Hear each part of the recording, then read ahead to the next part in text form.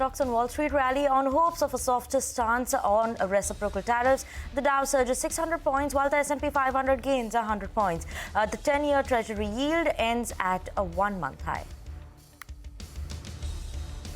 Asian markets also trade higher, mirroring the Wall Street moves. The GIFT Nifty is indicating a positive start for the Indian market.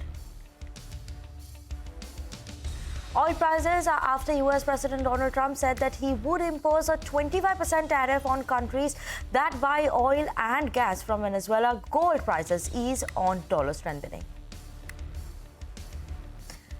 SEBI eases disclosure rules for foreign portfolio investors after Tuhin Kanta Pandey chairs his first board meeting. He also forms a high-level panel to review conflict of interest rules for its own board members after the controversy surrounding the former chairperson, Madhvi Puri-Puch. The Indian government proposes to end the 6% equalization levy on online advertising in the finance bill. The move will benefit global tech giants like Google and Meta. The 6% levy has been in place since 2016.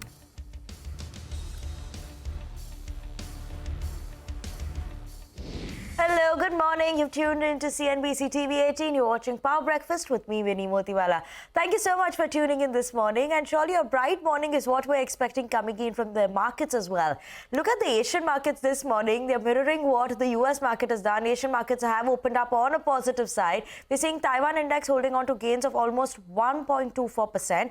Only Hang Seng is the only one that is trading with cuts of almost 1%. We'll wait out and see how Hang Seng is shaping up. It's just opened a short while ago. So let's see where it's settling in at. But ASX 200, Nikkei, we're seeing Shanghai, all of them have opened up in the green, looking at what the US markets have done. And let's look at the Nifty implied open as well, because that is also indicating a positive start for the Indian markets. So last whole week, so 5 trading sessions last week, then yesterday's trading session, which was a green, so 6 consecutive sessions of green that we saw coming in on the screen. And today also, what the Nifty implied open is indicating for the Indian markets is an uptick as of now. Nifty implied open 56 points up is what is suggested coming in for the markets as well.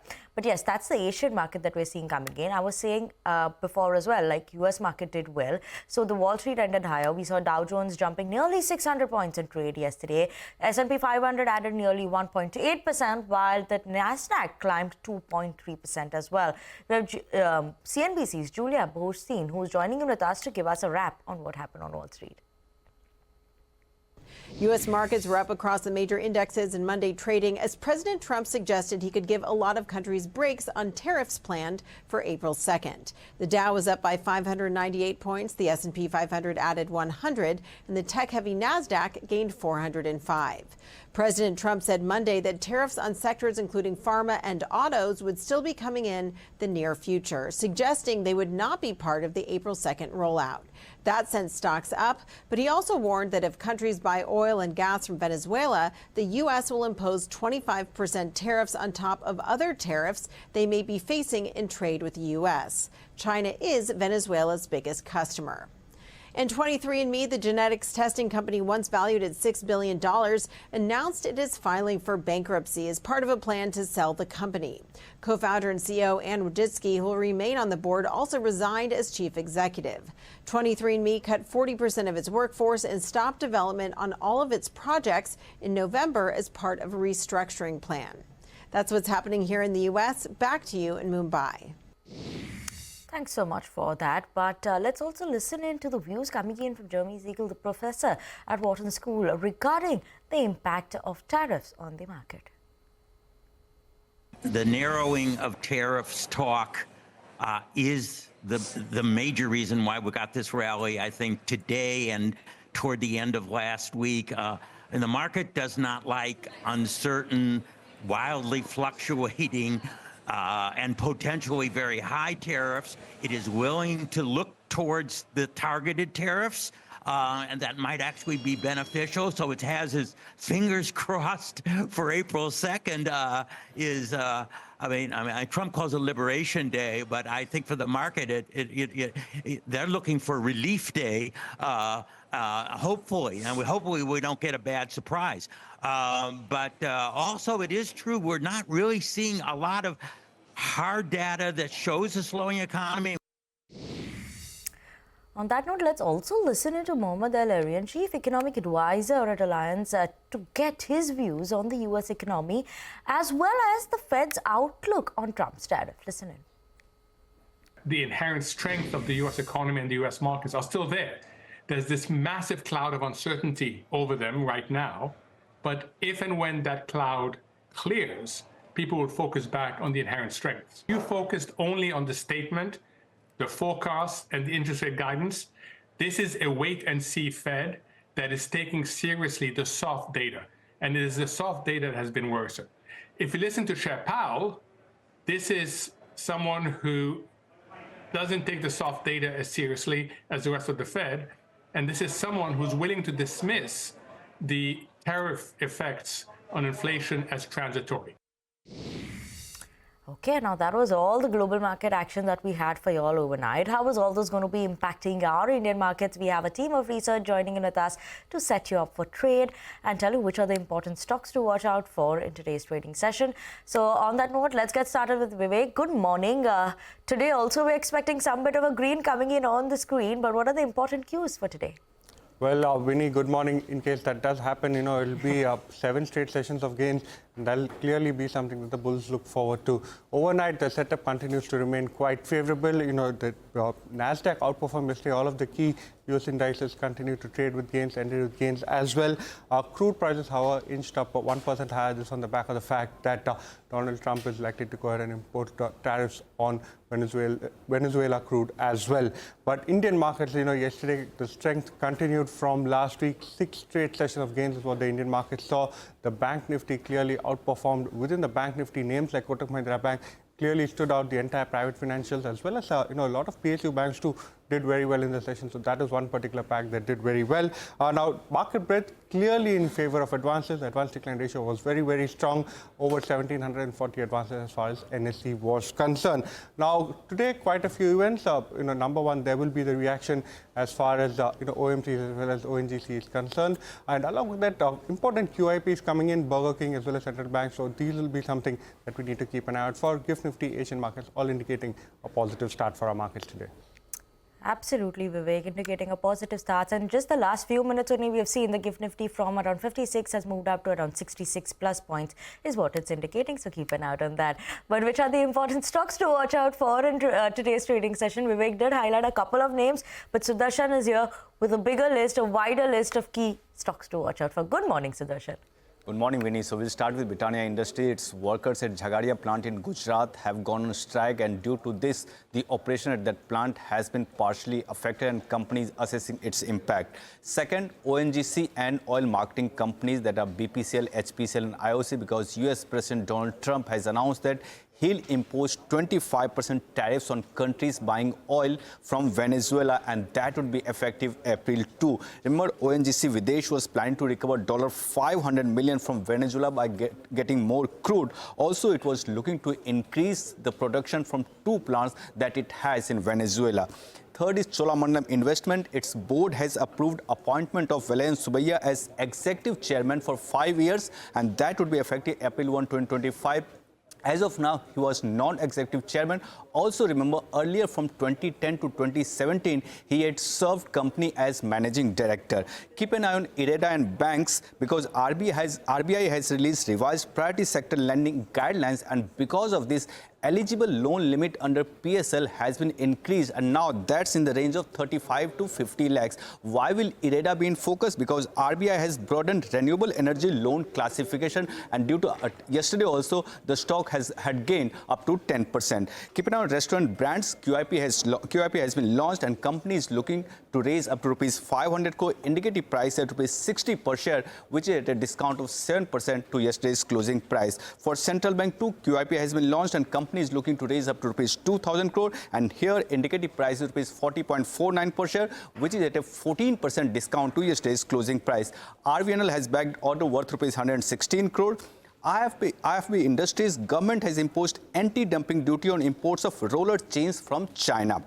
Also, keep an eye on India Pesticides, Insecticides India and NACL, because DGTR has recommended anti-dumping duty on imports of Pretylachor from China. So this is the key product for these companies, and that's the reason these companies might be in focus. Okay, Sudarshan, thank you so much for that list of stocks to watch out for in today's trading session. But we have Mangalam here who's going to tell us what's going to be happening in the world of F&O. What are we watching out for? Good morning. Good morning. So the Nifty, for starters, has rallied about 1,650 points from its March 3rd lows itself. And at the same time, the GIFT Nifty indicates that the start could be another 50 points in the positive, 69 points now as we speak in the positive today. And the question is, will it be prudent to chase this gap up or perhaps wait for a mild dip? Because the up move on the market continues. No two ways about that. Yesterday as well, nearly 300 points on the frontline index, 1,100 points on the Nifty Bank, and the mid-cap index doing a little better as well. But in yesterday's up move, what really stood out was that despite the market moving higher, the India VIX, which is intuitively likely to go down, moved higher by about 9%, telling you that maybe on the way up, things might not be as smooth as they were so far with the 1,600 point that we've seen already. Yesterday's up move was led by cash market flows from the FIs who bought about 3,000 crores. The DIs bought about 100 crores as well. So that was 3,100 crores worth net purchase. But in index futures, there wasn't as much short covering as it was earlier itself. So the FIs are holding on to their shorts in index futures after having cut their shorts by about 50% over the last few trading sessions. Now their short exposure stands at 68% versus longs which are at 32% itself. The key sectors to track from here. Nifty Bank is on a funk of its own. It's above the 20, 50, 100, 200-day moving average, just about 5% away from its fresh all-time high. The Nifty IT, however, has been underperforming, but for the last 2-3 trading sessions, it's been doing well. The Nifty can find support at the 100-day moving average, but can it go across the 200-day moving average or not is something I'll be watching out for. There was a lot of short covering in calls yesterday, but at lower levels, there is support in the market, as we can see in the 23,500 and 23,600 put. Two stocks I'm watching out for, Hindustan Copper and Polycab. Both of them have come out of F&O ban in expiry week. Okay, Mangalam, thank you so much for that. But on that note, we're going to step into a very short break. We'll get you the key takeaways from the SEBI's bond meet yesterday. So stay tuned in for that.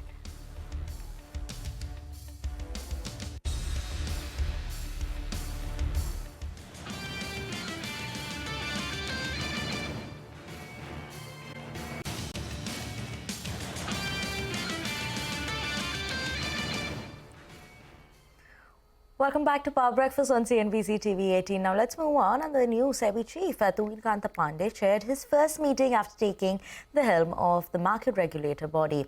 SEBI has decided on a host of changes and are here to give, and we're going to give you some key highlights on that front. Now, SEBI has raised threshold limits for FPIs to make additional disclosures to the 50,000 crore in equity AUM in India versus the earlier 25,000 crore. SEBI will no longer prescribe a cooling off period for the public interest directors transitioning from one market infrastructure institution to the another, but existing process for the appointment of PIDs will remain unchanged. Other than that, the other important change is that the registered investment advisors can collect up to 1 year's fee in advance and reversing the previous 3 months limit that they had. The market regulator has also decided now to form a high-level committee to look at the rules governing to conflict of interest and related matters that are pertaining to the SEBI board members as well. And lastly, the SEBI chief is signalling review of NSE's IPO proposal, and here is what he had to say on that front. But surely I think we'll look into it, I've just, sort of, we'll apply our mind on how is it and how we can take it forward and what's the issues. Now let's move on, and the Indian government has proposed to end the 6% equalization levy on online advertising in the finance bill. Now the bill was moved in the parliament, and the move is to remove this equalization levy and will benefit global tech giants like Google, Meta, and Timsy is joining in with us to give us more updates on this front. What are the details of this as well, and the proposed amendments? Timsy, take us through those amendments. Well, as you rightly said, Centre has moved amendments to the Finance Bill 2025, and as per the amendments, the proposal is to remove the 6% equalization levy under the direct taxes, which were being charged on online services, primarily online advertising. Remember, this is popularly known as Google tax, which was introduced in 2016, and now, as per the proposals, It implies that the 6% levy which was being charged to the consumers of online advertising will now be removed completely if the proposal gets the Parliament approval. Reduction in this tax burden is actually going to benefit sales of advertising space, especially by online giants such as Google and Meta. And just to remind our viewers again, this is equalization levy which was introduced in 2016, and since then US has been opposing this decision of India, seeking a reversal, a complete reversal of the levy.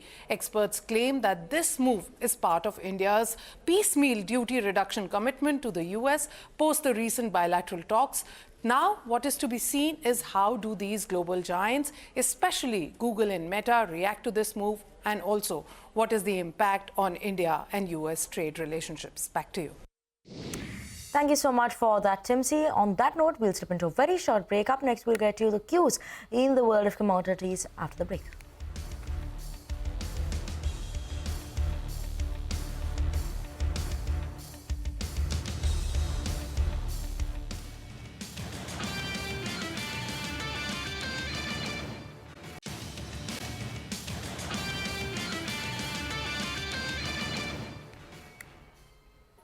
Welcome back to Power Breakfast on CNBC TV 18. Now, getting you the latest on Trump-related developments. We have Dia joining in with us in our special segment, Trump Watch. In an unexpected turn of events, reports reveal that members of the Trump administration coordinated highly sensitive Yemen war plans through an unsecured group chat, inadvertently including Jeffrey Goldberg, the editor-in-chief of The Atlantic. Goldberg reported on the incident in an article. White House National Security Council spokesman Brian Hughes confirmed the existence of the Signal group chat, validating the account provided by The Atlantic, while the president himself denied knowing that the editor was also part of the group. I don't know anything about it. I'm not a big fan of The Atlantic. To me, it's a magazine that's going out of business. I think it's not much of a magazine, but I know nothing about it. You're saying that they had what? They were using Signal to coordinate on sensitive materials and having to do with what? Having to do with what? What were they talking about? With the Houthis. The Houthis? You mean the attack on the Houthis? Right. Well, it couldn't have been very effective because the attack was very effective. I can tell you that. I don't know anything about it. You're telling me about it for the first time. Donald Trump reiterated his call for the Federal Reserve to cut interest rates. During a cabinet meeting, Trump once again urged the central bank to lower rates in order to stimulate economic growth, continuing his push for a more accommodative monetary policy. President Trump also expressed confidence that the U.S. and Ukraine will soon sign a revenue-sharing agreement concerning critical minerals. The deal would deepen economic ties, and Trump added that ongoing discussions are also exploring the possibility of American firms owning power plants in Ukraine, further strengthening the U.S.-Ukraine relationship. In another major international development, President Trump has threatened a 25% secondary tariff on any nation purchasing oil and gas from Venezuela. This move escalates the U.S. dispute with Venezuela over immigration issues and could significantly impact the global energy market. Trump confirmed that the tariff will take effect on April 2nd, coinciding with the release of additional tariffs targeting multiple countries. Moving on, Donald Trump wheeled out plans by Hyundai Motor to invest $20 billion in the U.S. The South Korean automaker moves to boost production in America and avoid its tariff threats. Staying with tariff-related news, reports suggest that the Indian government will seek an exemption from reciprocal tariffs when U.S. officials arrive for trade talks later today. Assistant Trade Representatives Brendan Lynch and a team of officials will be in India from March 25th to 29th for discussions focused on a bilateral trade agreement with India looking for relief from tariffs. That's all for today's updates surrounding President Trump's actions both domestically and globally. Back to you, Vinny. Thank you so much for that, Dia. But let's move on and get you the latest update in the world of commodities this morning. Manisha is here to give us all those updates. Good morning, Manisha. What are we looking at today? Is it crude, metals, gold? What should we keep an eye out on? Well, crude for sure, Vinny, because we're looking at a 3-week highs onto this one, and the Brent prices are now trading above $73 a barrel. Well, the U.S. president has announced 25% tariff on any country buying Venezuelan oil. Now, China is a major buyer of oil from Venezuela, and that perhaps is what is impacting the prices. The second point really is about OPEC and allies, which, remember, pump 40% of the world crude oil, and they have been cutting output by 5.8 million barrels per day since 2022. Now, OPEC and allies are meeting on 5th of April, and they could be looking to increase some part of that production from the month of May onwards. So that meeting is going to be important to watch out for. The other thing that is going to be important to watch out is the U.S. PCE data that comes in on Friday. And ahead of that, we have seen the dollar index gain up to a 2-week highs.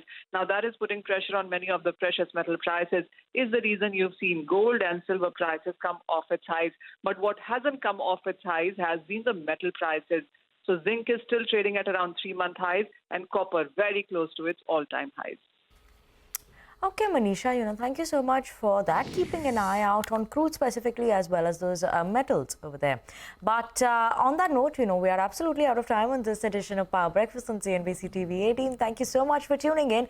Up next, your Bazaar Morning Call to take you through the market action.